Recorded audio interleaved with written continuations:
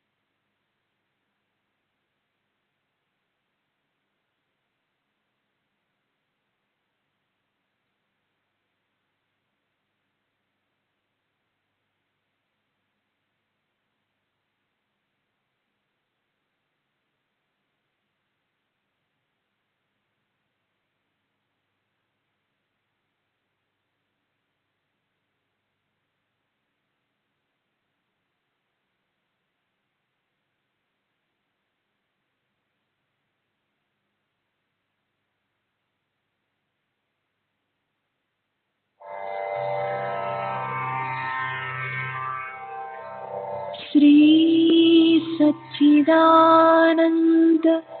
सद्गुरु साईनाथ महाराज की जय। सद्गुरु श्री साईनाथुनि शरद बाबूजी की जय।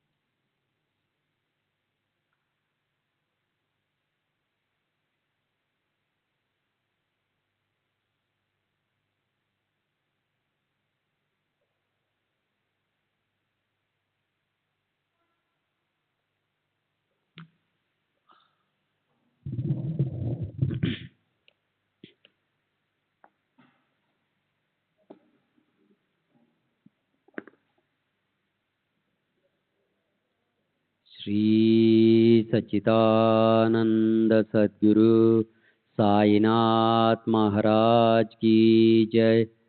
सद्गुरु श्री साईनाथ शरद बाबूजी की जय।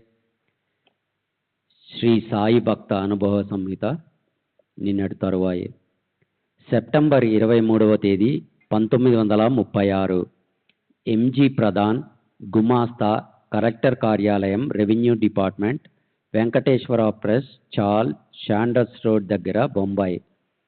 నేను సాయిబాబా గురించి విని ఉన్నాను. నా కుమారుడు దత్తాత్రేయ 7 ఏళ్ల వయసులో అకస్మాత్తుగా మరణించాడు.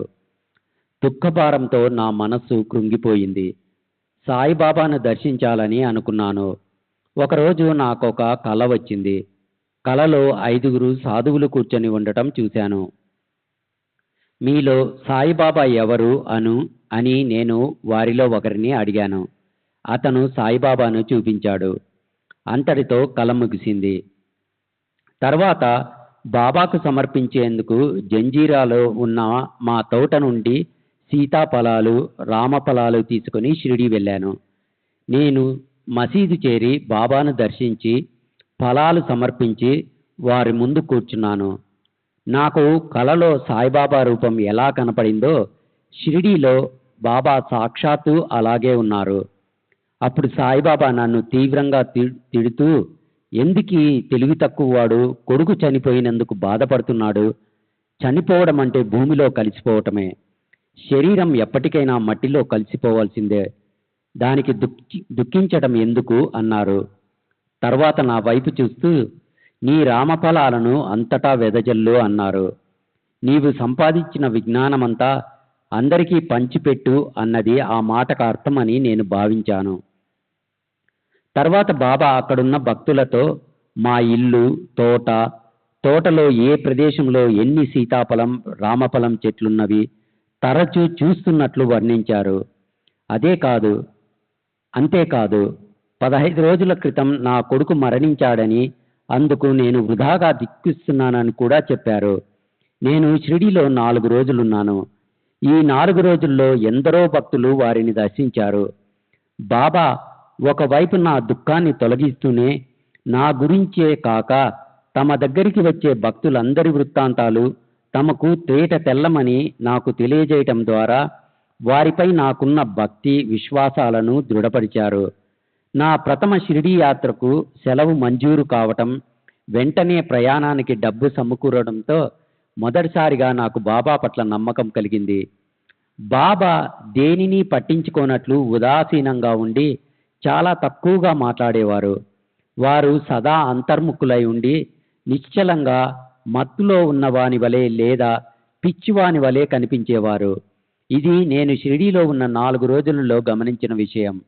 నేను తిరిగి 1935 వరకు షిరిడీ వెళ్ళనప్పటికీ నాకు బాబాపై ఏర్పడిన నమ్మకం నా ప్రాపంచిక ఆధ్యాత్మిక ఉన్నతికి ఎంతో దోహదపడింది.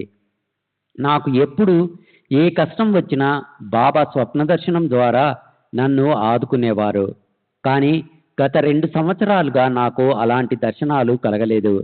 బాబా సమాధి చెందిన ఎన్నో సంవత్సరాలకు నా కుమారుణ్ణి బ్రతికించిన అపూర్వ సంఘటన గురించి చెప్పి తీరాలి.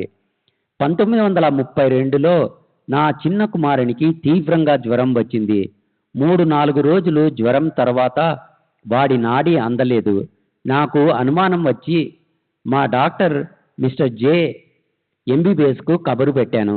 అతను క్షుణ్ణంగా పరీక్షించి నాడి ఆగిపోయిందని, బిడ్డ మరణించాడని చెప్పాడు. నా భార్యను ఓదార్చడం కూడా మొదలుపెట్టాడు. కానీ పిల్లవాడు మరణించాడని నేను నమ్మలేకపోయాను. పిల్లవాడి ముందు బాబా ఫోటో పెట్టి వాడి నుదిటికి ఊది రాసి బాబాను ఆర్తిగా ప్రార్థించసాగాను. అది చూసి డాక్టర్ నాది మూఢనమ్మకం అన్నాడు. కానీ నేను సాయిబాబా భగవంతుడని, వారు తప్పక నా బిడ్డను బ్రతికిస్తారని చెప్పాను. ఇలా 45 నిమిషాలు గడిచిన తర్వాత పిల్లవాడికి స్పృహ వచ్చి లేచి కూర్చున్నాడు. ఏమీ జరగనట్లు ఆడుకోసాగాడు. ఇది బాబా చేసిన అద్భుత లీల. మే 3వ తేదీ 1936 మామా దూబే ఉరఫ్ కాశీనాథ్ దూబే, అంగడి యజమాని, వయస్సు 70 సంవత్సరములు, బ్రాహ్మణుడు, పూనా. నాకు మొదటి నుండి సాధు సత్పురుషులపై సదభిప్రాయము ఉండేది కాదు. 1909లో నేను కోపర్గాంలో ఉండగా ఒక ఆవిడ నా దగ్గర 10 రూపాయలు అప్పుగా తీసుకుంది. తను ఔరంగాబాద్ వెళుతున్నానని, తిరిగి రాగానే అప్పు తీరుస్తానని చెప్పింది. సాయిబాబా అనే గొప్ప మహాత్ములు షిరిడీలో ఉన్నారని కూడా తెలిపింది. నేను బాబా గురించి వినటం అదే మొదటిసారి. ఆమె తీసుకున్న డబ్బు తిరిగి ఇస్తే ఆమె తిరిగి ఇస్తుందనే నమ్మకం నాలో లేదు. ఆ డబ్బు సాయిబాబాకే సమర్పిద్దామని నేను అనుకున్నాను. తరువాత నేను ఔరంగాబాద్కు వెళ్ళాను. అక్కడ ఆమె కనపడి ఊహించని విధంగా నా దగ్గర తీసుకున్న అప్పు చెల్లించింది. కొన్ని రోజుల తర్వాత నేను షిరిడీ వెళ్ళి బాబాను దర్శించాను. నా మొక్కు విషయం బాబాతో చెప్పలేదు. కానీ బాబా మొదటి రోజు 4 సార్లు దక్షిణ అడిగి మొదట 5 రూపాయలు, తర్వాత 2 రూపాయలు, తర్వాత 2 రూపాయలు, చివరిగా 1 రూపాయి, మొత్తం 10 రూపాయలు తీసుకున్నారు.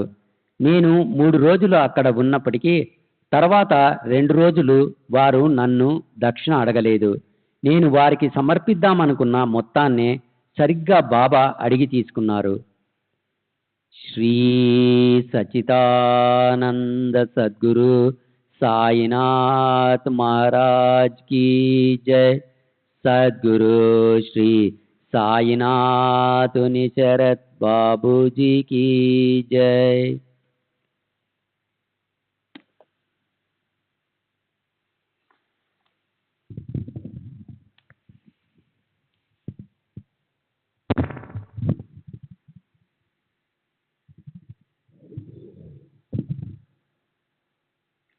మే 23 తేదీ 1936. రామచంద్ర వామన్ మోడక్కు, బిఏ ఇంజనీరు. పేరు గేటు వద్ద సదాశివపేట, పూనా. సాయిలీలా మాసపత్రికలో ఉదయ ప్రభావంతో ఇంటి నుండి పాములను తరిమివేయట. నేను మొదట సాయిబాబా దగ్గరకు 1909 ప్రాంతంలో వెళ్ళాను. వారిని చూసి నేను ఎంతో ప్రభావితున్నయ్యాను. అందుకే షిరిడీ తరచుగా వెళ్ళేవాడిని. నేను చివరిసారిగా 1916లో షిరిడీ వెళ్ళాను. నా షిరిడీ యాత్రలన్నింటిలోకి 1912లో వెళ్ళినది అతి ముఖ్యమైనది. అప్పుడు నేను పశ్చిమ ఖాందేశ్ మున్సిపల్ మరియు స్థానిక అకౌంట్స్ విభాగంలో సీనియర్ గవర్నమెంట్ ఎడిటర్గా, లెక్కలు తనిఖీ చేసే అధికారిగా పనిచేస్తున్నాను. మా హెడ్ క్వార్టర్స్ బొంబాయిలో ఉండేది. కానీ నా భార్య పిల్లలను నేను ధూలేలో ఉంచాను. 1912లో ఉద్యోగరీత్యా నాకు కొన్ని ఇబ్బందులు ఎదురయ్యాయి. ముఖ్యంగా ఒక ఉన్నతాధికారికి నేనంటే పడేది కాదు. అతను నన్ను ఉద్యోగం నుండి తప్పించే అవకాశం కోసం ఎదురు చూడసాగాడు. నా పై అధికారులు నన్ను శాఖాపరమైన పరీక్షలకు హాజరు కమ్మని ఒత్తిడి తెచ్చారు. అప్పుడు ఆ అధికారికి నన్ను ఉద్యోగం నుండి తొలగించేందుకు కానీ లేదా ఏకంగా అనర్హుడిగా ప్రకటించేందుకు కానీ మంచి అవకాశం ఉంది. అందువల్ల నేను పరీక్షలను ఎదుర్కొని ఉత్తీర్ణై ప్రమోషన్ పొందటమా, లేక 120 రూపాయల జీతంతో క్షేమంగా ఉన్న ఉద్యోగంలోనే ఉంటూ పరీక్షలు హాజరవటానికి నిరాకరించటమా అన్న సమస్య ఎదురైంది. సాయిబాబా గొప్ప శక్తి కలవారని, కరుణామయులని తెలిసిన నేను ఇటువంటి గడ్డు పరిస్థితిలో నాకు దారి చూపించే, నన్ను సరైన మార్గంలో నడిపించగల సమర్థులు వారు ఒక్కరేనని నమ్మాను. ఎవరికీ చెప్పకుండా, సెలవు తీసుకోకుండా బొంబాయి నుండి షిరిడీ అంటే నా అధికార పరిధిలో లేని ప్రాంతం బయలుదేరాను. బాబాను దర్శించి మరుసటి రోజు మధ్యాహ్నానికి తిరిగి బొంబాయి రావచ్చునని తలచి సెలవు కూడా పెట్టలేదు. నేను షిరిడీ వెళ్ళి బాబాను దర్శించాను. బాబా సన్నిధిలో భక్తులు ఎంతో ఉపశమనం పొందుతారు. చింతలన్నీ తొలగిపోయి మనసు ఆనందంతో నిండిపోతుంది. నేను కూడా అదే విధమైన అనుభూతికి లోనయ్యాను. మరుసటి ఉదయం 7 గంటలకే సాధారణంగా భక్తులు ఈ సమయంలోనే తిరిగి వెళ్లేందుకు బాబా అనుమతి అడుగుతారు. బాబా దగ్గర సెలవు తీసుకోవడానికి మసీద్కు వెళ్ళాను. కానీ నాకు బాబా నుండి అనుమతి లభించనందున నేను బొంబాయి బయలుదేరలేకపోయాను. నేను సెలవు పెట్టకుండా, అధికారుల అనుమతి తీసుకోకుండా అక్రమ పద్ధతిలో షిరిడీ వచ్చానని, కనీసం భార్యాబిడ్డలకు కూడా చెప్పలేదని సర్వజ్ఞులైన బాబాకు తెలుసు. ఇప్పుడు నేను ఎటువంటి పరిస్థితులు ఎదుర్కోవాల్సి వచ్చినా బాబానే బాధ్యత వహించాలి. శ్యామకు నా ఇబ్బందులని తెలిసినందువల్ల నా తరపున బాబా దగ్గరికి వెళ్ళి, అతను వచ్చి చాలా రోజులైంది, బొంబాయి వెళ్ళటానికి అనుమతించండి అని అడిగాడు. బాబా కోపంతో, అతను నిన్ను చూడటానికి వచ్చాడా లేక నన్ను చూడటానికా అని ప్రశ్నించి నా వైపు తిరిగి, ఏమి నువ్వు నన్ను చూడటానికి వచ్చావా లేక శ్యామానా అన్నారు. ఇంకా అంతా శ్రవ్యంగా జరుగుతుందని నా ఉద్యోగం విషయంలో కానీ ఇతర విషయాల్లో కానీ నాకు ఎలాంటి ఇబ్బందులు రావని బాబా హామీ ఇచ్చారు. బొంబాయిలో శాఖాపరమైన పరీక్ష జరిగే రోజు కూడా బాబా నన్ను షిరిడీలోనే ఉంచారు. దీన్ని బట్టి నేను పరీక్ష వ్రాయకపోవటమే నాకు మంచిదని వారు నిర్ణయించినట్లుగా తెలుసుకున్నాను. షిరిడీలో ఉన్న 5వ రోజు రాత్రి నాకు ఒక కల వచ్చింది. నేను ఇంటికి వెళ్ళినట్లు, నా చిన్న కూతురు సంతోషంగా నన్ను ఆహ్వానిస్తున్నట్లు, ఇన్ని రోజులు ఎక్కడికి వెళ్ళారు నానా అని ప్రశ్నిస్తున్నట్లు కనిపించింది. నేను నిద్ర మేల్కొని బాబా ఆ రోజు నేను ఇంటికి వెళ్ళేందుకు తప్పక అనుమతిస్తారని తలచి దుస్తులు మార్చుకొని అన్నీ సర్దుకొని తయారయ్యాను. నాతో ఉన్న నా స్నేహితుడు ఆ రోజు కూడా బాబా అనుమతిస్తారనే నమ్మకం లేదని చెప్తున్నా వినకుండా బయలుదేరి మసీద్ గేట్ దగ్గరకు వచ్చాను. అప్పుడు బాబా కోపావేశాలతో ఊగిపోతూ చేతిలో ఒక రాయి పట్టుకొని మసీదులో అటు ఇటు తిరుగుతూ పెద్దగా అరుస్తున్నారు. నేను గేటు దగ్గర నిలబడి ఉండడం గమనించారు. 10 నిమిషాల తర్వాత వారు శాంతించి గద్దెపై కూర్చున్నారు. సాధారణంగా భక్తులు వారు ఆ స్థలంలో కూర్చున్నప్పుడే వెళ్ళి వారి ఆశీస్సులు తీసుకుంటారు. నేను వెళ్ళి వారి పాదాలకు నమస్కరించాను. బాబా స్వయంగా ఊది తీసుకుని వెళ్ళు అన్నారు. ఆ విషయం నాకు అనుమతి లభించింది. కానీ నా సమస్యకు వారి నోటి నుండి ఖచ్చితమైన సమాధానం ఆశించిన నేను నన్ను పరీక్షకు హాజరవ్వకుండా ధూళే వెళ్ళమంటారో లేక పరీక్ష వ్రాయటానికి నేరుగా బొంబాయి వెళ్ళమంటారో తెలుసుకోవాలని, నన్ను ఎక్కడికి వెళ్ళమంటారో చెప్పండి, దయచేసి చెప్పండి అని బాబాను అడిగాను. వారి ఇంటికి వెళ్ళు, నీ కోసం పిల్లలు ఆదుర్దాగా ఎదురు చూస్తున్నారు అన్నారు. బాబా మాటల ద్వారా నా కల నిజమేనని నిర్ధారణ అయింది. నేను ధూళే వెళ్ళి తర్వాత అక్కడి నుండి బొంబాయికి వెళ్ళాను. సాధారణ పరిస్థితులైతే నేను బొంబాయి చేరి ఆఫీస్కి వెళ్ళగానే అనుమతి లేకుండా గైరు హాజరైనందుకు ఇబ్బందులు ఎదురయ్యేవి. కానీ చిత్రంగా అంతా సవ్యంగా జరిగిపోయింది. నేను ఎక్కడికి క్యాంపుకి వెళ్ళినా నాతో పాటు నా గుమ్మస్తాలు కూడా వస్తారు. కానీ వారికి నేను ఎక్కడికి వెళ్ళింది తెలియక ఆశ్చర్యపోయారు. నా భార్య పిల్లలు మాత్రం నేను బొంబాయి ఆఫీసులోనే ఉన్నానని అనుకున్నారు. మొత్తానికి బాబా కృప వల్ల అనుమతి లేకుండా సెలవుపై వెళ్ళటం అధికారికంగా గుర్తించకపోవడంతో ఉద్యోగపరంగా ఎలాంటి ఇబ్బందులు తలెత్తలేదు. నేను షిరిడీ నుండి బొంబాయి వెళ్లేందుకు సహజంగా మన్మాడ్ మీదుగానే వెళ్ళాలి. ఆ ప్రాంతపు డిప్యూటీ కలెక్టర్ మన్మాడ్ క్యాంప్లో ఉండి నన్ను మన్మాడ్లో ఆగమని నాకు ఉత్తరం రాశాడు.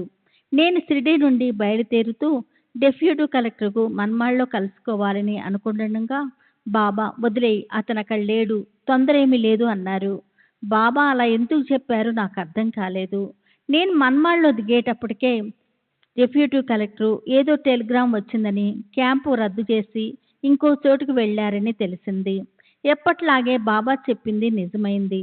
షిరిడీలో ఉన్న 6 రోజుల్లో బాబా నాకు ఆధ్యాత్మిక అనుభవాలను ప్రసాదించి ఎంతో ప్రభావితం చేశారు. వారే నాకు సర్వస్వమని, నా ఇహపర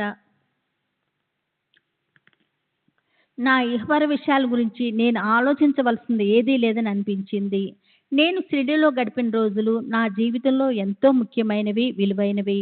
నాకు వేదాంత శాస్త్ర గ్రంథాధ్యయనం పట్ల మక్కువ, గురి. బాబా పట్ల ఎందరో భక్తులకు ఉన్నంత భక్తి శ్రద్ధలు నాకు ఉండేవి కావు. అప్పటికీ నా మనసులో ప్రాపంచిక వాసనలు పోలేదు. 1912లో నేను బాబా నుండి ఏమి పొందాను అన్నదానికి 1914లో నాకు నిదర్శనం దొరికింది. మార్గదర్శిగా సాయిబాబా విలువను, వారు నాకు ప్రసాదించిన అనుభవాలను మరొక గొప్ప మహాత్ముడు నా మనసుకు అద్దుకునేలా తెలియపరిచాడు. ధూళేకి వెళ్లే మార్గంలో ఉన్న సోనాగిరిలో గోవింద్ భువ అనే గొప్ప మహనీయులు ఉన్నారని, నేను ఇంటికి వెళ్లే దారి అదే కనుక వారిని దర్శించమని ఒక స్త్రీ నాతో చెప్పింది. కానీ నేను మధ్యలో ఆగటానికి వీలు పడిన విధంగా కార్యక్రమాన్ని రూపొందించుకొని నేరుగా ధూళేకి టాంగా మాట్లాడుకున్నాను.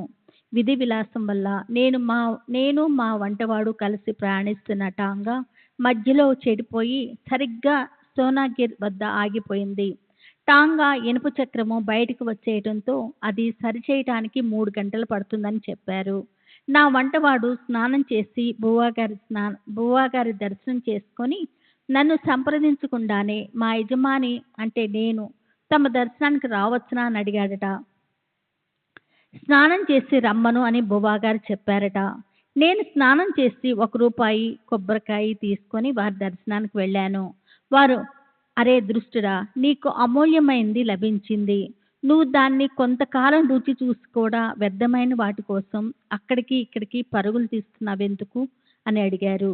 వారు చెప్పుతున్నది 1912లో నాకు బాబా నుండి లభించిన అపూర్వ అనుభవం గురించేనని అనుకున్నాను.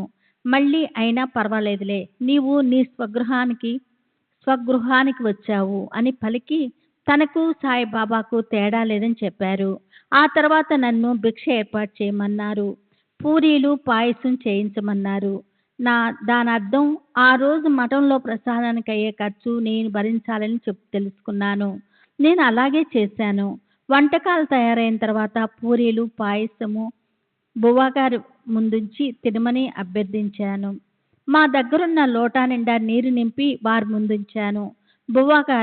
బువ్వ లోటాలోని నీటిలోనికి తమ వేలును ముంచి అందులో నుండి అద్భుత రీతిలో ఒక సన్నని పూరీని బయటికి తీసి, మేము ఇక్కడ పూరీ తయారు చేశాము అంటూ దాన్ని తిన్నారు. మఠంలో చేసిన పూరీ లావుగా గరుగ్గా ఉంది. వారు తీసిన పూరీ సన్నగా మృదువుగా ఉంది. నీటి నుండి పూరీ తీసిన వారి అపూర్వ శక్తిని చూసి మేము సంభ్రమాశ్చర్యాల్లో మునిగిపోయాము. అంతటి శక్తి సంపన్నులైన బువ్వగారు 1912లో నేను సాయిబాబా నుండి పొందిన అనుభవాలను ఎంతో విలువైనవని దృఢపరిచారు. నాకు ఆరోగ్యం ఎప్పుడూ సరిగ్గా ఉండేది కాదు. కంటికి సంబంధించిన సమస్యతో ఎక్కువ బాధపడేవాడిని.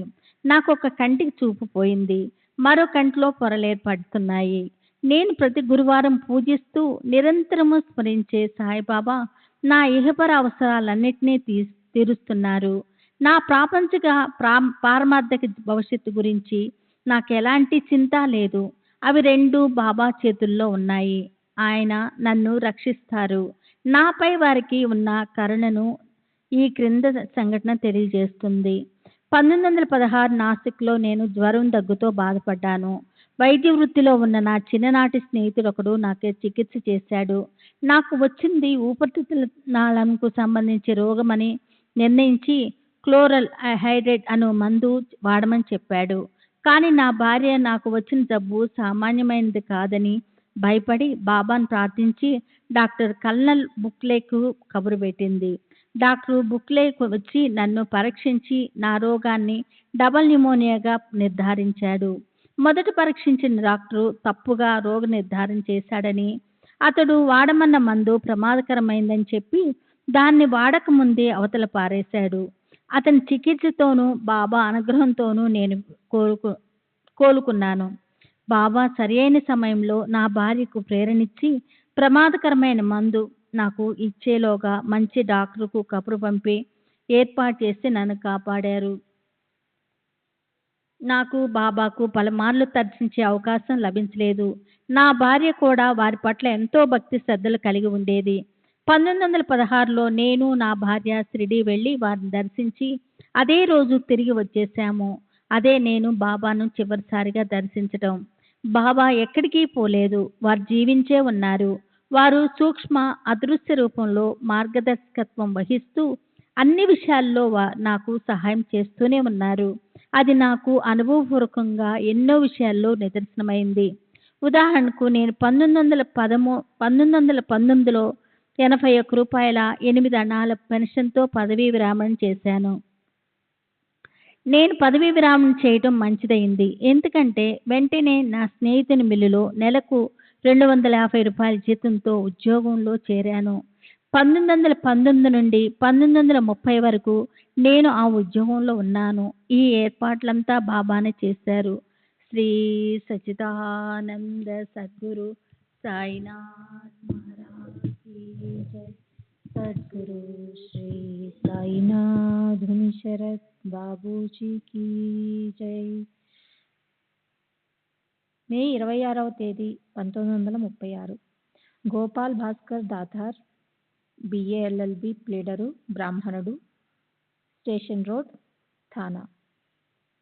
1917లో నేను అహ్మద్నగర్లో ఉన్నప్పుడు సాయిబాబాను దర్శించేందుకు నాకు అవకాశాలు వచ్చాయి. కానీ వారి గురించి విన్న కొన్ని వ్యాఖ్యల వల్ల నాకు వారిపై విముఖత ఏర్పడి షిరిడీకి వెళ్ళలేదు. వారు భక్తులను అడిగి దక్షిణ రూపంలో ఎంతో డబ్బు తీసుకుంటారని, వారు స్నానం చేసిన నీటిని భక్తులు తీర్థంగా సేవిస్తారని మొదలైన విషయాలు విన్న నాకు వ్యతిరేక భావం ఏర్పడింది. అంతేకాదు, నేనెంతో గౌరవించే నారాయణ మహారాజ్ ప్రవర్తనతో సాయిబాబాను పోల్చి చూశాను.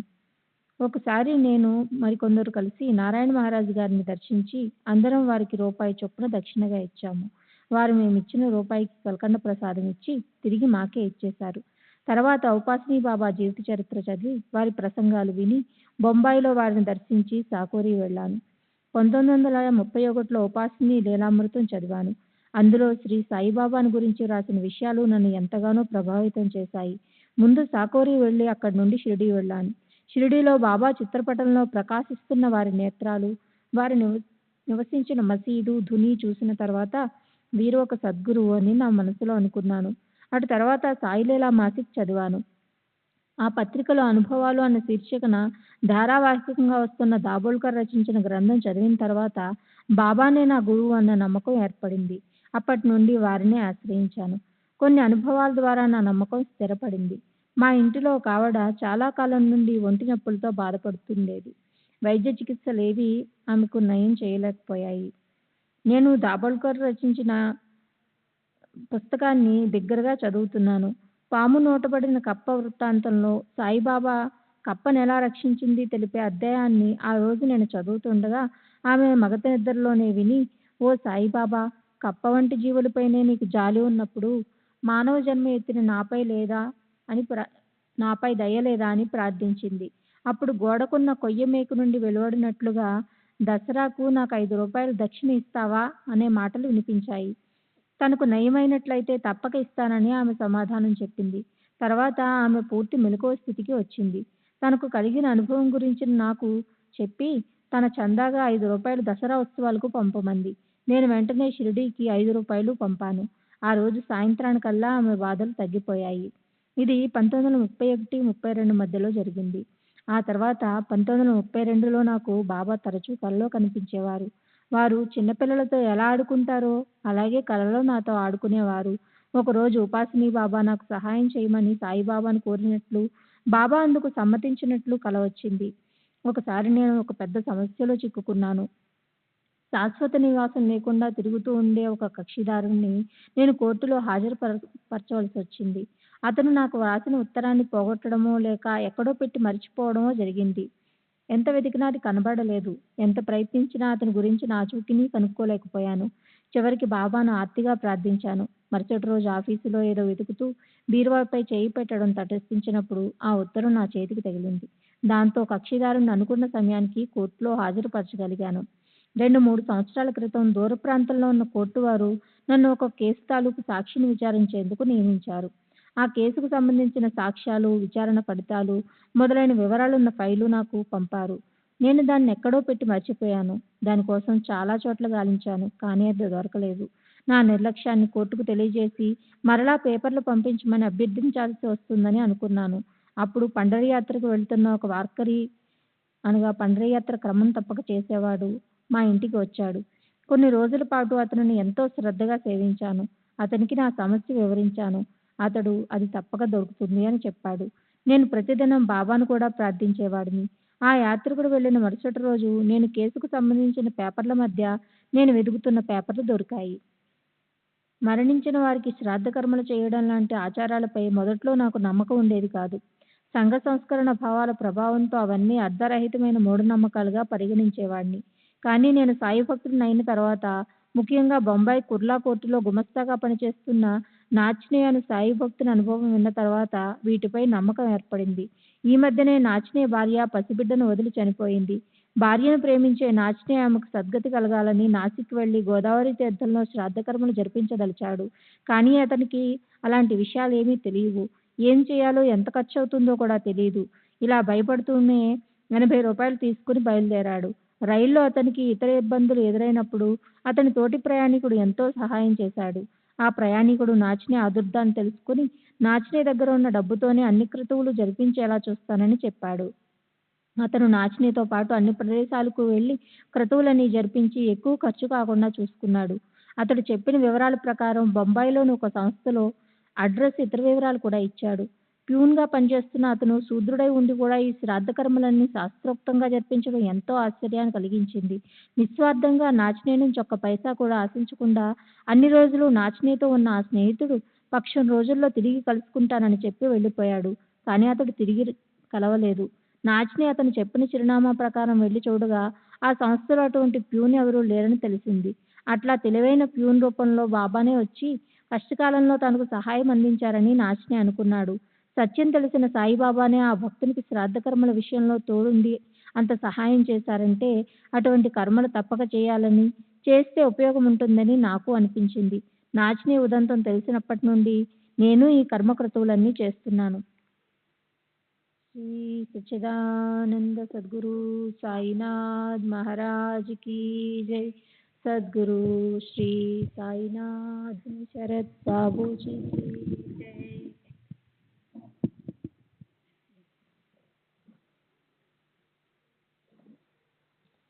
మే 26వ తేదీ 1936 Kashinath Khanderao Gadge, BA LLB, retired sub judge, వయసు 65 సంవత్సరములు, కాంగ్రెస్ నగర్, నాగపూర్. మా వంశగురువు రామచంద్ర టికోట్కర్, నా గురువు రామదాస్ బీడ్కర్ మహారాజు. వీరు జ్ఞాని, మహాశక్తి సంపన్నులు. వీరు నాకు ఉపదేశమిచ్చారు. తాము యాత్రలలో ఎందరో మహాత్ములను, సాధు పురుషులను దర్శించామని, నన్ను కూడా ఈ మహాత్ములను దర్శించి వారి ఆశీర్వాదాలు తీసుకోమని చెప్పారు. వారు దర్శించిన మహాత్ముల పేర్లను కూడా నాకు చెప్పారు. ఈ మహాత్ములందరూ ఒకే కుటుంబంలా మెలుగుతుంటారని, నేను వారిని దర్శించినప్పుడు నన్ను వారికి సంబంధించిన వాడిగా గుర్తించి ఉదయపూర్వకంగా ఆహ్వానిస్తారని వివరించారు. అప్పుడు తమ బోధ యొక్క విలువ, మహత్యము నాకు అవగతం కాగలవని అన్నారు. వారు చెప్పిన మహాత్ములలోని షిరిడి సాయిబాబా ఒకరు. నా గురువు బీడ్కర్ మహారాజ్ 1898లో నన్ను షిరిడీలో ఉన్న శ్రీ సాయి మహారాజును దర్శించమని ఆదేశించారు. తాము స్వయంగా బాబాను 25 సంవత్సరాల క్రితం అంటే 1873 ప్రాంతంలో దర్శించామని కూడా చెప్పారు. 1912-13లో నేను కాంగాంలో సబ్ జడ్జిగా పనిచేస్తున్నప్పుడు మే మాసపు సెలవుల్లో షిరిడీ వెళ్ళి బాబాను దర్శించాను. వారు నన్ను చూస్తూనే ఎలాంటి పరిచయం లేకుండానే రావయ్య రామ్దాస్ అంటూ ఉదయపూర్వకంగా ఆహ్వానించారు. రామ్దాస్ నా పేరు కాదు, మా గురువు రామదాస్ బీడ్కర్ చెప్పిన విధంగానే ఉదయపూర్వకమైన స్వాగతం లభించింది. రామదాస్ అనేది నా గురువు ప్రస్తావన కానీ, మా వంశ గురువు రామచంద్ర ప్రస్తావన కానీ అయి ఉంటుందని అనుకున్నాను. బాబాకు తన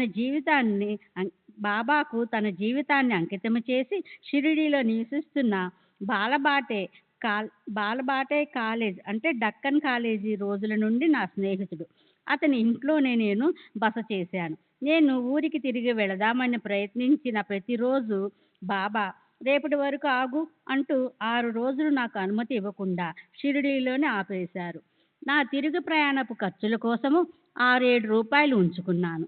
బాబా మొదట 2 రూపాయలు, తర్వాత 4 రోజులు రోజుకొక రూపాయి చొప్పున 4 రూపాయలు దక్షిణ అడిగి పుచ్చుకున్నారు.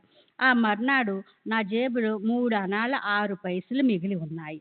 బాబా తమంతట తామే ఆ 3 అణాల 6 పైసలు మాత్రం నీ దగ్గర ఎందుకు ఉంచుకుంటావు, అవి కూడా దక్షిణగా ఇచ్చేయి, భగవంతుడు నీకు సమృద్ధిగా ఇస్తాడు అని అన్నారు. నేను వెంటనే నా దగ్గరున్న డబ్బుని ఇచ్చేశాను.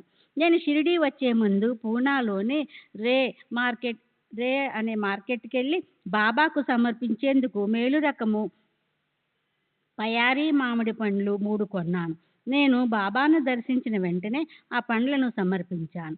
బాబా స్వీకరించి వాటిని చూస్తూ పండ్లు బాగున్నాయని సంతోషంగా మెచ్చుకున్నారు. వాటిని ముక్కలు కోసి తెమ్మన్నారు. తర్వాత వారొక ముక్క తీసుకుని మిగతావి ప్రసాదంగా భక్తులందరికీ పంచారు. పండ్లను కోసే ముందు భక్తులతో, బాబా ఇదిగో ఈ పండ్లను ఇతడు మార్కెట్లో కొని రుచి చూడకుండా కొన్న పండ్లన్నిటినీ తెచ్చి నాకు సమర్పించాడు. ఆ రోజు పండిట్ చేసిన విధంగా కాదు, ఆ పండిట్ నాకు సమర్పించాలన్న లడ్డూల ప్యాకెట్ కొన్నాడు. ఇక్కడికి వచ్చే దారిలో గోదావరిలో స్నానం చేసిన తర్వాత అతనికి ఆకలయ్యి కొన్ని లడ్డూలను తిని మిగిలినవి తెచ్చి సమర్పించాడు. ఈ పండ్లు వాటి వలె శేషభాగం కాదు అని అన్నారు. బాబా మాటలు క్రింద విషయాలను తెలుపుతున్నాయి. 1. భక్తులు తమ గురువుపై అచంచల భక్తి కలిగి ఉండాలి. నిర్లక్ష్యంతో శేష పదార్థాలు అంటే మిగిలినవి నైవేద్యంగా సమర్పించకూడదని తెలుపుతాయి. 2. షిరిడీలో ఎంత దూరంలో జరిగే విషయాలన్నీ బాబా ఎరుకలోనివే అని మనకు తెలియజేయటం ద్వారా మనం బాబా పైన, మన గురువు పైన పెట్టుకున్న నమ్మకం పెరిగి బలపడుతుంది. నా వరకు బాబా చెప్పిన మాటల వలన నేను అంటీ పెట్టుకుని ఉన్న గురువు పైన, వారి బోధనల పైన విశ్వాసము పెరిగి దృఢపడింది. 8వ రోజు నేను ఇంటికెళ్ళడానికి బాబా నుండి అనుమతి లభించింది. బాటే దగ్గర కొంత డబ్బు అప్పు తీసుకుని ఇంటికి బయలుదేరాను. నేను షిరిడీలో ఉన్న 8 రోజులలో ఒక అపూర్వ దృశ్యాన్ని చూశాను. ఒకరోజు సీతారాం దీక్షిత్ ఒక పెద్ద కేసు గెలిచి షిరిడీ వచ్చాడు. కక్షదారులు అతనికిచ్చిన సుమారు 1000 రూపాయల పారితోషికాన్ని ₹2 ఒక ట్రంకు పెట్టి నిండా పోసి దక్షిణగా ఆ పెట్టెను బాబా ముందుంచాడు. బాబా తమ 2 చేతులతో ఆ డబ్బును గుప్పెలతో తీసుకొని మసీదు బయట అటువంటి అవకాశం కోసము గుంపులుగా వేచి ఉన్న ఫకీర్లు పేదవారికి పనిచేశారు. ఇలా కొద్ది నిమిషాలలో ఆ పెట్టెలోనున్న డబ్బంతా దానంగా ఇచ్చివేయబడింది. తమ కష్టపడి సంపాదించి తెచ్చిన డబ్బు అలా మాయమైపోయినందుకు దీక్షిత్ ముఖంలో లేసమంతైన బాధ గాని అసంతృప్తి గాని కనిపించలేదు. ఇక నా స్నేహితుడు బాలాసాహెబ్ బాటేను గురించి 4 మాటలు చెబుతాను. కాలేజీలో ఉన్నప్పుడు అతను ఒక స్వేచ్ఛాజీవి, స్వతంత్ర భావాలు కలిగి ఉండేవాడు. యథేచ్ఛగా పొగ తాగుతూ, ఒక్క మాటలో చెప్పాలంటే ఈ రోజు తిను, త్రాగు, ఆనందించు, రేపు మనం చనిపోతాం అనేది అతని సిద్ధాంతం. పొగ పీల్చే అలవాటు లేని నేను ఎత్ర ఎత్ర బాటే తత్ర తత్ర ధూమః, ఎక్కడ బాటే ఉండునో అక్కడ పొగ ఉండును అని పరహిస్తూ ఉండేవాడిని. శ్రీ సచ్చిదానంద సద్గురు సాయినాథ్ మహారాజ్ కి జై. సద్గురు శ్రీ సాయినాథ్ బాబూజీకి జై. తరువాత బాటే మమల్తదారయ్యాడు. కలెక్టర్ దగ్గర సమర్థత కలిగిన అధికారిగా మంచి పేరు కూడా సంపాదించాడు. అతను 5 సంవత్సరాల పాటు 1904, 1909 కోపర్గాం మమల్తాదారుగా పనిచేశాడు. అప్పుడు బాబాను దర్శించడానికి వెళ్తున్న విద్యావంతులైన తన స్నేహితులను వెక్కిరిస్తూ బాబా ఒక పిచ్చివాడని చెబుతుండేవాడు. బాబాను ఒకసారి దర్శించిన తరువాత వారిని గురించి ఒక అభిప్రాయానికి వస్తే బాగుంటుందని అతని స్నేహితులు బాటేకి చెప్పారు. 1909లో అతను వారి మాట ప్రకారం షిరిడీలో క్యాంపు వేసి ప్రతిదినం బాబాను గమనించసాగాడు. ఇలా 4 రోజులు గడిచాయి. 5వ రోజు బాబా అతనిపై కాషాయ వస్త్రాన్ని కప్పారు. ఆ రోజు నుండి బాటే పూర్తిగా మారిపోయాడు. ఉద్యోగాన్ని కానీ సంపాదనను కానీ పట్టించుకోలేదు. ఆ మరణానంతరం షిరిడీలోనే ఉండి బాబా సేవ చేసుకుంటూ గడపాలని నిర్ణయించుకున్నాడు. అప్పటి నుండి నిత్యకర్మలు కొనసాగిస్తూ నిత్యం బాబా సమక్షంలో ఉపనిషత్తులు పారాయణ చేయసాగాడు. బాబా అప్పుడప్పుడు దానిపై వ్యాఖ్యానించేవారు. బాబా దీక్షిత్ చేత 1 సంవత్సరం సెలవు దరఖాస్తు రాయించి బాటేచే సంతకం చేయించి ఆఫీసు వారికి పంపారు. ఉద్యోగంలో తిరిగి చేరడానికి కలెక్టర్ బాటేకు 1 సంవత్సరం గడువు ఇచ్చాడు. కానీ సంవత్సరం పూర్తయిన తరువాత కూడా బాటే బాబాను వదిలి వెళ్ళడానికి ఇష్టపడలేదు. బాటేలోని వైరాగ్యాన్ని పరిగణలోనికి తీసుకుని అతను ఉద్యోగం చేయలేడని నిర్ధారణ కాగా అతనిపై కనికరంతో నెలకు ₹30 పింఛన్ మంజూరు చేశారు. అతని భార్యాబిడ్డలు షిరిడీ వచ్చి అతనితో నివసించసాగారు. నేను అతనిలో వచ్చిన ఈ గొప్ప మార్పుకు కారణమేమిటని అడిగాను. బాబా తనపై కాషాయ వస్త్రం కప్పినప్పటి నుండి ఈ మార్పు వచ్చిందని చెప్పాడు. తన ఆలోచన దృక్పథం పూర్తిగా తొలగిపోయి దాని స్థానే నూతన దృక్పథం చోటు చేసుకుందని చెప్పాడు. బాబాతో నా అనుభవాలను గురించి సంక్షిప్తంగా వ్రాశాను. నేను షిరిడి సందర్శించడానికి గల కారణాలు, బాబా వద్ద నాకు లభించిన ఆదరణ గురించిన వివరాలు మరాఠీలో వెలువడిన మా గురువుగారి జీవిత చరిత్రలో ప్రచురింపబడ్డాయి. శ్రీ సచ్చిదానంద సద్గురు సాయినాథ్ మహారాజ్ కి జై.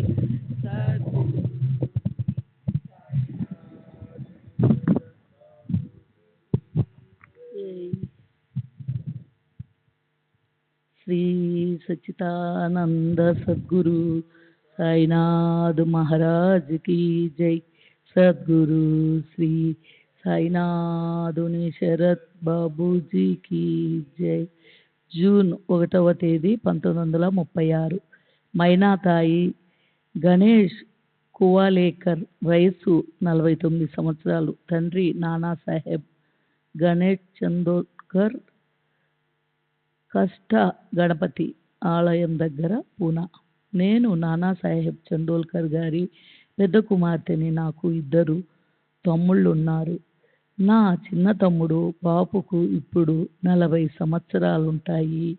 నాకు 12, 13 సంవత్సరాల వయసున్నప్పుడు 1899, 1900 మా కుటుంబము సభ్యులతో కలిసి షిరిడీ వెళ్ళి బాబాను దర్శించాను.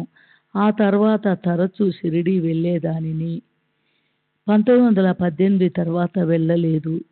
చిట్నీస్గా పని చేస్తుండిన చిదంబరరావు గాడ్గిల్ మా నాన్నను శ్రీ సాయిబాబాకు పరిచయం చేశాడు. అప్పుడు మా నాన్న గోదాదిలో మమల్తాదారుగా ఉన్నారు.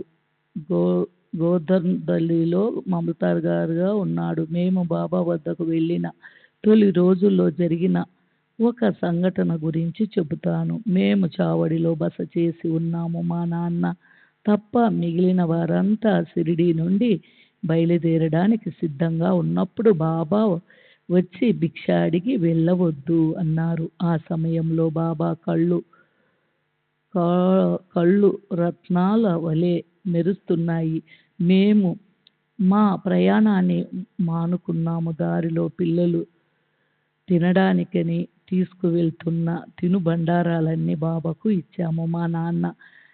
మా నాన్న ప్రయాణాన్ని బాబా ఆపివేసిన లేక వాయిదా వేసిన 1-2 సంఘటనలు చెబుతాను. ఒకసారి మా నాన్న బాబా సన్నిధిలో ఉన్నప్పుడు కలెక్టర్ గారు అర్జెంటుగా కలుసుకోవలసిన అవసరం ఏర్పడింది. మా నాన్న చితాలీలో రైలు అందుకోవడానికి సమయం ప్రకారం బయలుదేరాడు. అదే రైలుకు బయలుదేరవలసిన ఒక హరిదాస్కు బాబా అనుమతి ఇచ్చారు. కానీ మా నాన్నను మాత్రము ఆపివేశారు. సమయానికి స్టేషన్కు చేరుకోగలనో లేదో అని కంగారు పడుతూ భోజనం చేయకుండగానే ఆ హరిదాసు హడావిడిగా వెళ్ళిపోయాడు. మా నాన్న తిరిగాక భోజనం చేసిన వచ్చిన పిమ్మట హరిదాసు బయలుదేరిన అర్ధగంట తర్వాత బాబా మా నాన్న వెళ్ళడానికి అనుమతినిచ్చారు. ఆ రోజు రైలు రాకపోకలు సమయాలు మారాయన్న విషయము మా నాన్న స్టేషన్ వెళ్ళిన తర్వాత తెలిసింది. ఆయన స్టేషన్కు చేరిన తర్వాతే రైలు వచ్చింది. ఈ సంఘటన 1900 సంవత్సరంలో జరిగింది. ఈ విషయం మా నాన్న నాతో చెప్పారు. మరొకసారి మా కుటుంబం నాసిక్లో జరిగే పెళ్లికి హాజరవ్వడానికి షిరిడీ నుండి బయలుదేరాము. కానీ బాబా మాకు అనుమతి ఇవ్వకుండా వెళ్ళవద్దు అన్నారు. మన్మాడు స్టేషన్లో పిల్లలకి ఏదైనా తినిపించవచ్చనుకొని మేము వాళ్ళ భోజనం కోసం ఏమీ ఏర్పాటు చేసుకోలేదు. మేము 3 గంటలు వేచిన తర్వాత బాబా అనుమతించారు. మేము మన్మాడుకు బయలుదేరాము. మన్మాడు చేరాక ముందు మేము ఎక్కవలసిన రైలు స్టేషన్లో పట్టాలు తప్పింది. దానిని సరిచేయడానికి 3 గంటలు పట్టింది. ముందు మేమనుకున్న ప్రకారం బయలుదేరి ఉంటే స్టేషన్లో 3 గంటలు ఆగాల్సి వచ్చేది. బాబాకు సర్వం తెలుసు కనుక మమ్మల్ని షిరిడీలోనే ఆపారు. చివరిగా అనుమతినిచ్చిన తర్వాత ప్రయాణం సవ్యంగా సాగింది. శ్రీ సచ్చిదానంద సద్గురు సాయినాథ్ మహారాజ్కి జై. సద్గురు శ్రీ సాయినాథుని శరత్ బాబూజీకి జై. 1904లో నాకు 17 సంవత్సరాలప్పుడు నా భర్త ప్లేగు వ్యాధితో పూనాలో మరణించారు. మా అమ్మ సమయానికి రావటంతో ఆమెకు చివరి చూపైనా దక్కింది. నా భర్త మరణించేటప్పటికి నేను గర్భవతిని. 1905లో నేను జామ్నేర్లో ఉన్నప్పుడు నాకు ప్రసవ వేదన మొదలైంది. కానీ ప్రసవం క్లిష్టమైంది. అప్పుడు గోసావితో బాబా ఊది పంపి నాకు సుఖప్రసవం అయ్యేటట్లు చేశారు. నేను ప్రసవ వేదనలో ఉండటం వల్ల నాకు ఈ విషయాలేమీ తెలియవు. 1908లో మేము పండరీపురంలో ఉన్నాము. మేము షిరిడీకి వెళ్ళినప్పుడు 4 సంవత్సరాల వయసున్న నా తమ్ముడు బాపురావు ప్రతిదినం ఉదయం మసీదుకి వెళ్ళి బాబా తలపై ఒక పుష్పాన్ని ఉంచి వారిని పూజించేవాడు. అంతకుముందు బాబాను ఆ విధంగా పూజించేందుకు అనుమతి కానీ బాబాకు నిత్య పూజ చేసే పద్ధతి కానీ లేదు. ఇదే బాబా నిత్య పూజకు నాంది అయిందని చెప్పాలి. 1906లో ఒక భక్తుడు బాబా పాదాలకు నమస్కరిస్తుండగా అతని కంటి అద్దాలు కింద పడిపోయాయి. ఇది చూసిన ఒక భక్తుడు క్రింద పడిన అద్దాలు బాబాకే కానుకగా సమర్పిస్తే బాగుంటుందని చెప్పాడు. అప్పుడు బాబా, నాకు అద్దాలు అక్కర్లేదు, నా అద్దాలు విలువ 40 రూపాయలు అన్నారు. బాబా మాటల్లోని అంతరార్థం మా నాన్న నాకు వివరించారు. అద్దము అంటే ఆత్మ సాక్షాత్కారమని, 40 రూపాయలు అంటే 40 సంవత్సరాల క్రితమే బాబాకు ఆత్మ సాక్షాత్కారమైందని చెప్పారు. అప్పుడు నాకు 18, 19 సంవత్సరాల వయసు ఉంటుంది. మా నాన్నగారి నుండి నేను తెలుసుకున్న విషయాలు. సాయిబాబాకు మా నాన్న 3-4 తరాల నుండి తెలుసు. బాబా నారాయణ అనే పదాన్ని తమ మాటల్లో తరచూ ఉపయోగిస్తుంటారని, నారాయణ తేలి, నారాయణ దోబి, బ్రాహ్మణ సన్యాసులు ఎప్పుడు నారాయణ పదాన్ని వాడుతుంటారు కాబట్టి వారు బ్రాహ్మణ సన్యాసి అయి ఉంటారు. 3, బాబా గీతలోని శ్లోకాలను వల్లిస్తుంటారు కాబట్టి వారికి సంస్కృతం తెలుసు. మా నాన్న సనాతన ఆచారాలను పాటించేవాడు. ఆయన బాబా పాదతీర్థాన్ని ఏనాడూ సేవించలేదు. కానీ దీక్షిత్ మొదలైన భక్తులు బాబా పాదతీర్థాన్ని సేవించేవారు. మా నాన్నగారి షడ్డగుడు బాలాసాహెబ్ బిన్నేవాలే దత్త భక్తుడు. అతను 5-6 సంవత్సరాల కిందట చనిపోయాడు. 1899, 19లో తనకు బాబాపై నమ్మకం లేకపోయినా మా నాన్న కోరిక మన్నించి షిరిడీ వెళ్ళి బాబాను దర్శించాడు. అప్పుడు బాబా అతనికి 3 శిరస్సులున్న దత్తాత్రేయునిగా సాక్షాత్కరించారు. అప్పటి నుండి అతను బాబానే దత్తావతారంగా నమ్మి జీవిత పర్యంతం సాయి భక్తునిగా ఉండిపోయాడు.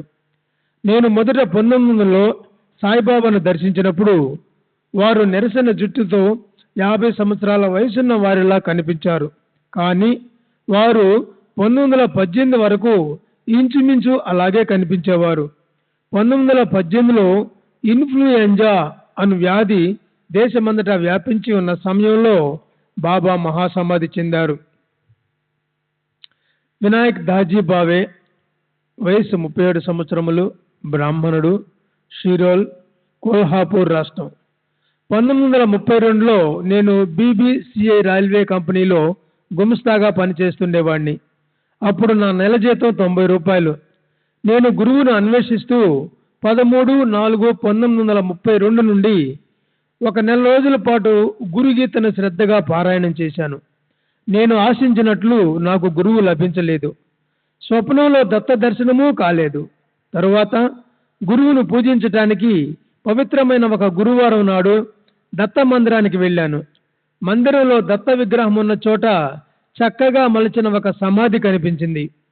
మరుసటి రోజు ఉదయం నా స్నేహితుని ఇంటికి వెళ్ళి దాబోల్కర్ రచించిన సచ్చరిత్ర పుస్తకాన్ని చూస్తున్నప్పుడు అందులోని బాబా సమాధి ఫోటో నా దృష్టిని ఆకర్షించింది.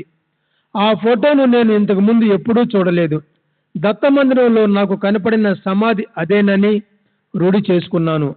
దీన్ని బట్టి శ్రీ సాయిబాబాయే నా గురువని తెలుసుకున్నాను. కొన్ని రోజుల పాటు బాబా ఊది ధరిస్తూ సాయిబాబాపై రచించిన కొన్ని పుస్తకాలను చదివాను. కానీ ఒక సమాధి గురువు కానేరదని అసంతృప్తిగా అనిపించేది. నేను ఆశ్రయించేందుకు, వారితో నా భావాలు విన్నవించేందుకు ఒక సజీవుడైన గురువు కావాలని కోరుకునేవాణ్ణి. గురుగీత శ్రద్ధగా పారాయణ చేస్తే గురువు లభిస్తారన్న విషయం మరలా గుర్తొచ్చింది. వెంటనే గురుగీత పారాయణ ప్రారంభించాను. 1 వారం తర్వాత నా కలలో ఖేడ్గాంకు చెందిన నారాయణ మహారాజు కనిపించారు. వారే నా గురువుని తలచి ఖేడ్గాం వెళ్ళాను. అక్కడ నాకు ఒక కల వచ్చింది. కలలో నాకు నారాయణ మహారాజు కనిపించి నాకు శ్రీ సాయిబాబాకు ఎటువంటి భేదం లేదు, అక్కడికి నువ్వెందుకు వెళ్ళలేదు అని ప్రశ్నించారు. నాకు ఎవరు మార్గం చూపేవారు లేరని బదులు చెప్పాను. తరువాత నాకు మెలకువ వచ్చింది. నేను షిరిడి వెళ్ళి బాబాను గురువుగా ఎంచుకొని పూజించసాగాను. ఒక సాధువు నా చేయి చూచి సాయిబాబాయే నీ గురువు అని చెప్పారు. 1933లో నా కుమారునికి ప్లేగు వ్యాధి సోకింది. అది కేవలం బాబా ఓదితోనే నయమైంది. మా సోదరి దుర్గాబాయి కాకత్కర్కు రామ సాక్షాత్కారం ఇప్పిస్తానని దత్త మహారాజు ఒకరు మాట ఇచ్చారు. ఆమె సంతోషించి ఆ సాధువుకు 100 రూపాయలు నగదు, ఒక వెండి కప్పు ఇచ్చింది. కానీ ఆ సాధువు చెప్పినట్లు ఆమెకు శ్రీరామ సాక్షాత్కారం లభించలేదు. ఆ దత్త మహారాజు వెండి కప్పు తిరిగి ఇవ్వడని ఆమె భయపడసాగింది. అప్పుడు నేను ఆ వెండి కప్పును దత్త మహారాజు తిరిగి ఇస్తే దానిని సాయిబాబా సంస్థానికి సమర్పిస్తానని మొక్కుకున్నాను. అలా చేస్తే సాయిబాబా తిరిగి ఇప్పిస్తారని చెప్పాను. ఆమె అలాగే మొక్కుకుంది. అతను ఆ వెండి కప్పు 100 రూపాయలు తిరిగి ఆమెకి ఇచ్చేశాడు. ఆమె వెండి కప్పును సాయిబాబా సంస్థానం వారికి పంపి తన మొక్కు తీర్చుకుంది. సాయిబాబా గురించి 1916లోనే నాకు తెలుసు. అప్పుడు మా అమ్మ అన్నపూర్ణబాయి డాజీ బాబే బాబాను దర్శించేందుకు షిరిడి వెళ్ళింది.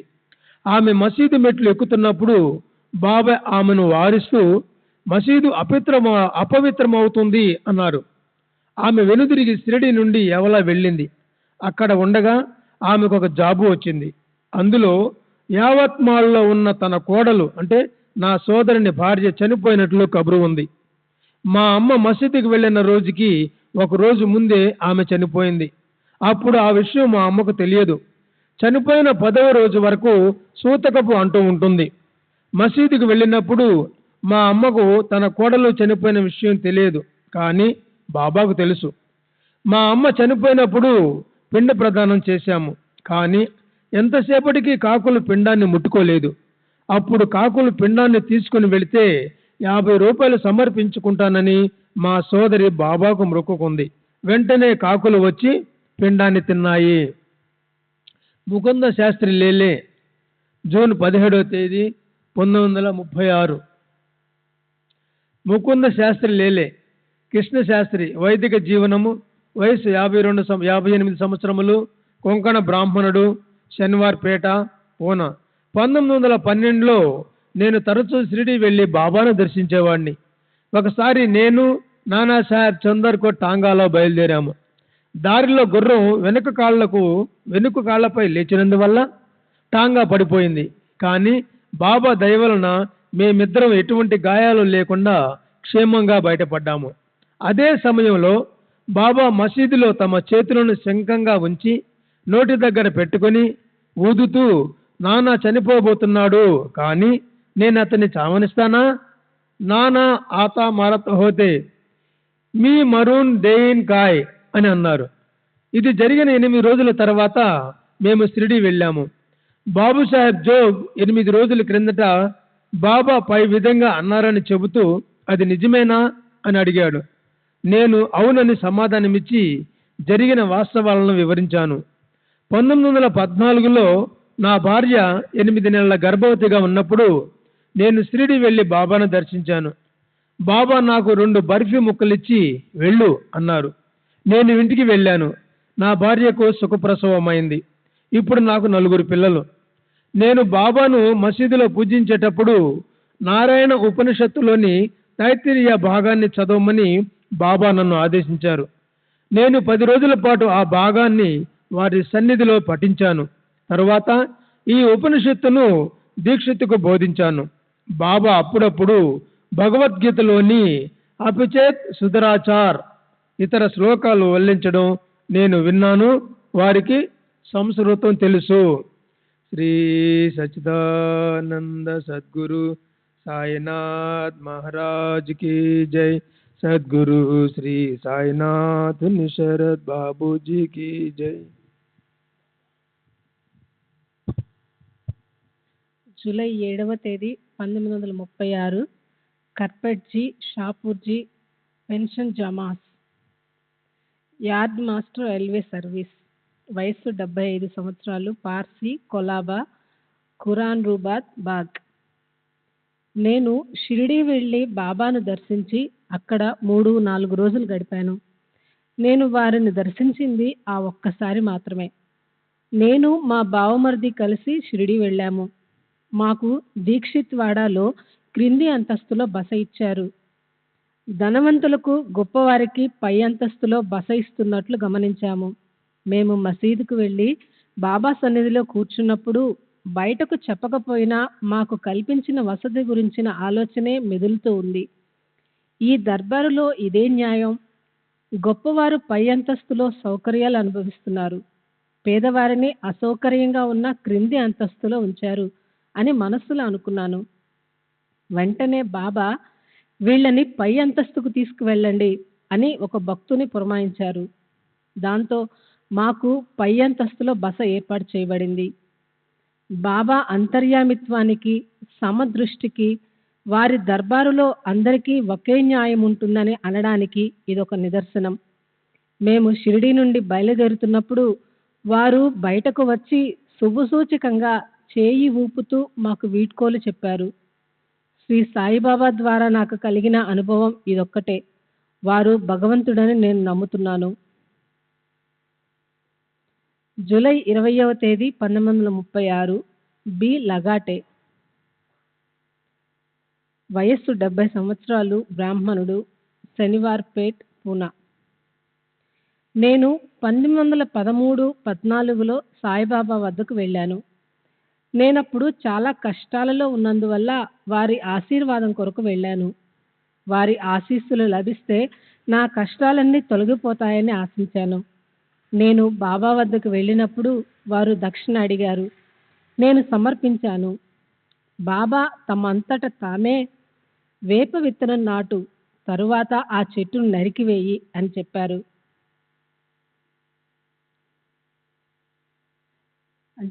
అంటే లగాటే లంచాలు తీసుకున్నాడని అతనిపై నేరారోపణ చేయబడింది. క్రిమినల్ కోర్టులో కేసు నడిచి అతనికి జైలు శిక్ష, భారీ జరిమానా విధించబడింది. ఆ శిక్ష అప్పీలులో కూడా నిర్ధారించబడింది. లగాటే అప్పీలు పెండింగ్లో ఉండగా బాబా ఆశీస్సుల కోసం వారిని దర్శించాడు. వేప విత్తనం నాటడం, చెట్టును నరకడం అన్న నిగూఢమైన బాబా మాటలు కర్మ సిద్ధాంతాన్ని సూచిస్తున్నాయి.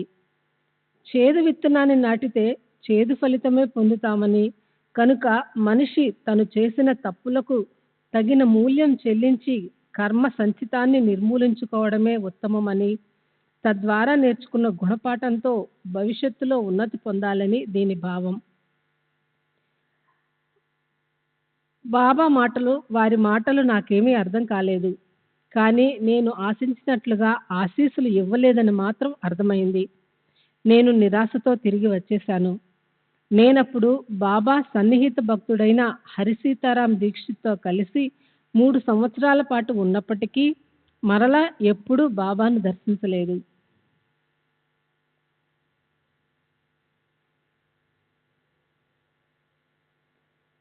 జూలై 20వ తేదీ 1936,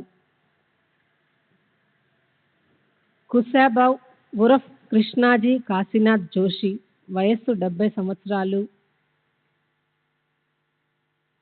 నేను పేద కుటుంబానికి చెందినవాడిని. నాకు ఉపాధ్యాయ వృత్తికి అర్హత పొందేందుకు అవసరమైన ప్రాథమిక విద్యను ప్రాంతీయ భాషలో చెప్పించారు. ఆ ఉద్యోగంలో నాకు నెలకు 5 నుండి 7 రూపాయల జీతం వచ్చేది.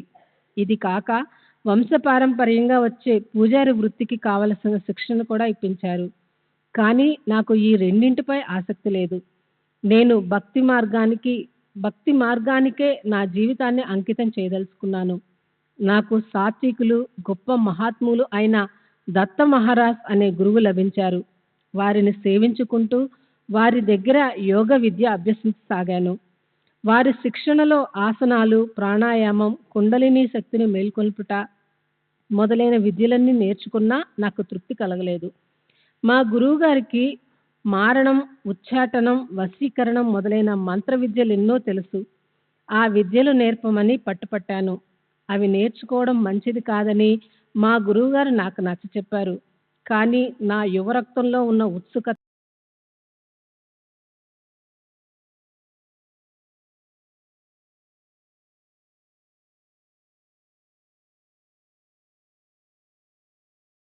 నాకు ఆ గురువు గారు అయిష్టంగానే ఆ విద్యాలను నిష్ఠగా జపించి వాటిని వరుసపరుచుకున్నాను. నేను ఒక మంత్రాన్ని ఉచ్చరించి వెంటనే నా చేతుల్లోనికి పేడాలను ఇతర మిఠాయిలను తెప్పించగలిగేవాణ్ణి. ఈ మిఠాయిలను నేను తినకూడదు, అమ్మకూడదు. నా మంత్రశక్తికి అబ్బురపడి నన్ను అభినందించే వారికి పంచిపెట్టేవాడిని. ఇవన్నీ కేవలం మంత్రోచ్చారణ ద్వారా చేసేవాడిని కానీ యక్షులు, కామినీలు మొదలైన దుష్ట శక్తులను వశపరుచుకొనుట ద్వారా కాదు. శ్రీ సచ్చిదానంద సద్గురు సాయినాథ్ మహారాజ్ కీ జై. సద్గురు శ్రీ సాయినాథ్ నిశరద్ బాబూజీ కీ జై.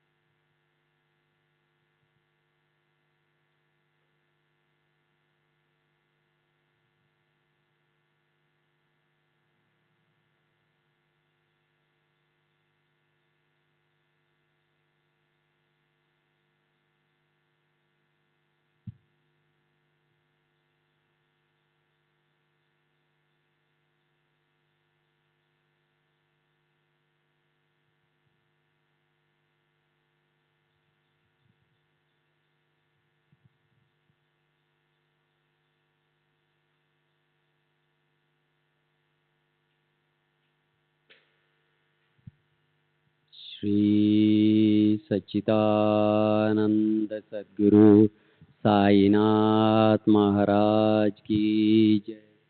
सद्गुरु श्री साईनाथ निशरत बाबूजी की जय। साई रहम नजर करना, बच्चों का पालन करना। साई रहम नजर करना, बच्चों का पालन करना। जाना तुमने जगत पसारा, सब ही झूठ जमाना। जाना तुमने जगत पसारा, सब ही झूठ जमाना। साई रहम नजर करना, बच्चों का पालन करना। साई रहम नजर करना, बच्चों का पालन करना। मैं अंधा हूँ बंदा आपका, मुझसे पथ दिखलाना। मैं अंधा हूँ बंदा आपका, मुझसे पथ दिखलाना। साई रहम नजर करना, बच्चों का पालन करना। साई रहम नजर करना, बच्चों का पालन करना। दास गनो कहे अब क्या बोलो, थक गई मेरी रसना। दास गनो कहे अब क्या बोलो, थक गई मेरी रसना। साई रहम नजर करना, बच्चों का पालन करना, साई रहम नजर करना। बच्चों का पालन करना, रहम नजर कर अब मोरे साई। तुम बिना नहीं मुझे माँ बाप बाई। रहम नजर कर मैं अंधा हूँ बंदा तुम्हारा। मैं अंधा हूँ बंदा तुम्हारा। मैं ना जानो, मैं ना जानो, मैं ना जानो। अल्लाह इलाही रहम नजर कर, रहम नजर कर अब मोरे साई। तुम बिना नहीं मुझे माँ बाप बाई। रहम नजर कर खाली जमाना मैंने गमाया। खाली जमाना मैंने गमाया। साथिया किर का, साथिया किर का, साथिया किर का तुम बिना कोई। रहम नजर कर, रहम नजर कर अब मोरे साई। तुम बिना नहीं मुझे माँ बाप बाई। रहम नजर कर अपने मस्जिद का झाड़ू गनो है। अपने मस्जिद का झाड़ू गनो है। मालिक हमारे, मालिक हमारे, मालिक हमारे तुम बाबा साई। रहम नजर कर, रहम नजर कर अब मोरे साई। तुम बिना नहीं मुझे माँ बाप बाई। रहम नजर कर। श्री सच्चिदानंद सद्गुरु साईनाथ महाराज की जय। सद्गुरु श्री साईनाथ निचरत बाबूजी की जय।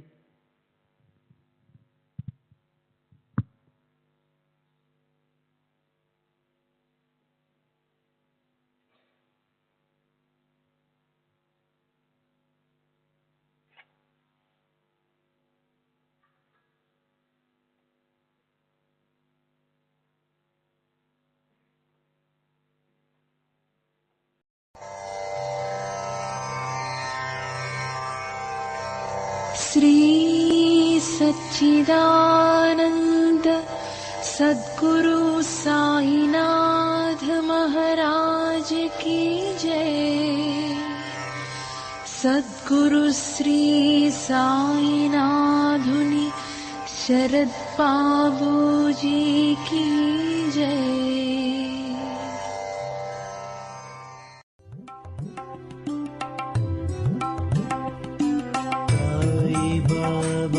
साई बाबा